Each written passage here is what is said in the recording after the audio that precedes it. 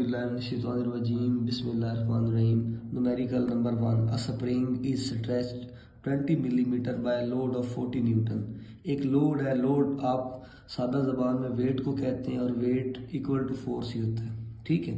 Calculate the value of spring constant. पहले इसका आपने एक स्प्रिंग के साथ आपने 40 न्यूटन का लोड लगाया और उसमें 20 मिलीमीटर उसमें लंबाई पैदा हुई, एक्सटेंशन आया, उसमें वो खुला है, 20 मिलीमीटर ओपन हुआ है.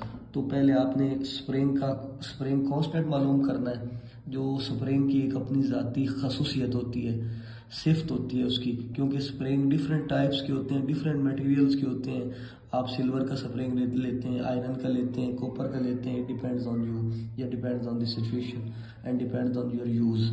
नाउ उसके बाद इसका बी पार्ट वो कह रहा है if an object causes an extension of 16 millimetre, और अगर ऑब्जेक्ट कोई हो उसमें 16 मिलीमीटर एक्सटेंशन आ रही हो, उसी तरह का कोई और ऑब्जेक्ट हो, उसी मटेरियल का बना हुआ, what will be its weight, इसका वेट क्या होगा. लेट अस सी, आओ देखते हैं.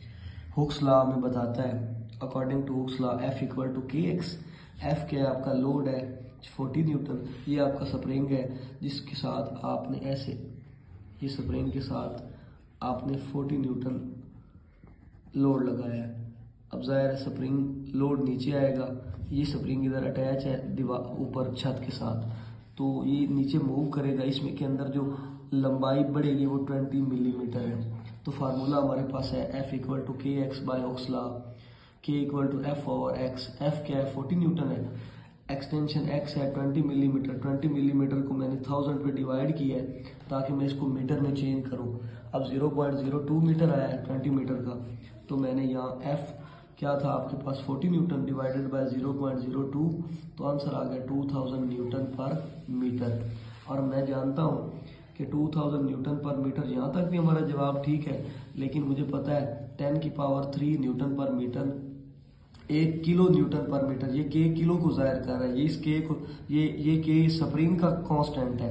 ये क्या के क्या है, ये के स्प्रिंग कांस्टेंट है, और ये वाला जो के है ये किलो को जाहिर कर रहा है. तो यहाँ मैंने इसको साइंटिफिक नोटेशन में लिखा 2 मल्टीप्लाई बाय 10 रेज की पावर 3 न्यूटन पर मीटर.